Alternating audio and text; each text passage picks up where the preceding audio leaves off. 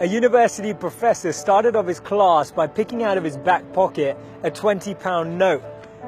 And in this lecture hall of about 200 people, he asked, how many of you would like this note? Naturally, all 200 hands went up. He said, interesting. He then said, before I let you have it, let me ask you this question. He took the note and folded it in half twice.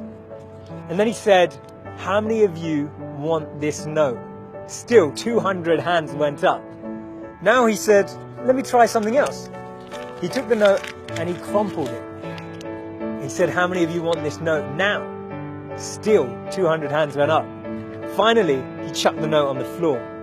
He screwed it with his shoe and crumpled it even more, picked it back up, now with dirt, and said, how many of you want this note? All 200 hands were still up. He said, today you've learnt an important lesson.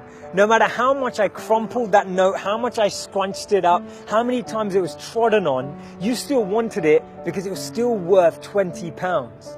In the same way that that £20 note held its value, so do you. No matter how many times life will tread on you, life will crumple you, life will scrunch you, and life will squeeze you, you will always keep your value, that spark within us all of bliss, knowledge, and eternity that exists. That spark will never be taken away. Our value is not created by the price of our clothes or our bank balance or the job title that we have. See, we should be building life and not just building our CVs. In the middle of 2009, he was the software engineer that no one wanted to hire. He had 12 years of experience at Yahoo, but he was rejected by Facebook and then rejected by Twitter. He'd been to a great university. He had a great CV.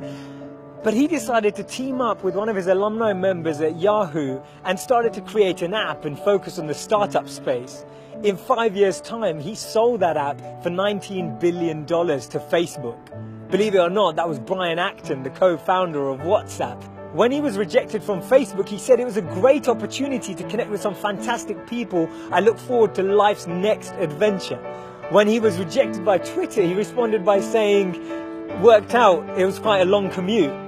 It's so interesting to see that someone rejected from two of the top internet companies actually responded with humor and actually responded with positivity. This lady was diagnosed with clinical depression. Her marriage had failed and she was jobless with a dependent child. She was on a 4-hour delayed train journey from Manchester to London when she came up with this idea, and she started to write this book about this wizard.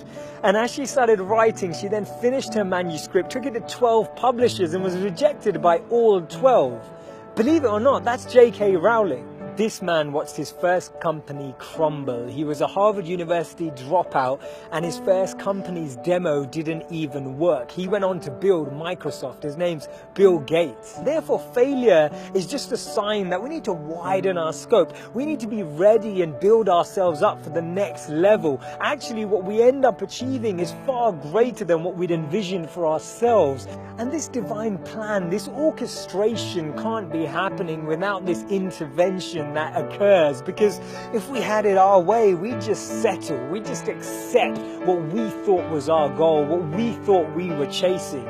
But actually, I've noticed that when you don't get that, later down the line, you look back and you reflect and realize that what you've gained is so much greater. Failures are only failures when we don't learn from them, because when we learn from them, they become lessons, and we actually extrapolate all of these teachings and actually get more insight into how we can improve the way we work and how we can actually drive with a different energy.